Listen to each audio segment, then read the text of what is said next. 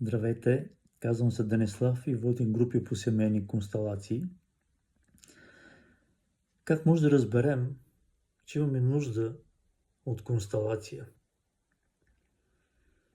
Ако в живота си имаме често повтарящи си модели на поведение, или ако в живота си имаме енергия и се чудим на къде да я инвестираме, или пък ни липсва енергия, а имаме посока, ако имаме затруднение в взаимоотношенията си с родители с деца, ако имаме проблеми на работното си място, всичко това би могло да бъде индикация, която да ни каже, че имаме нужда от семейна констелация, на която да търсим един по-дълбок разрез, да търсим причина в семейната система назад.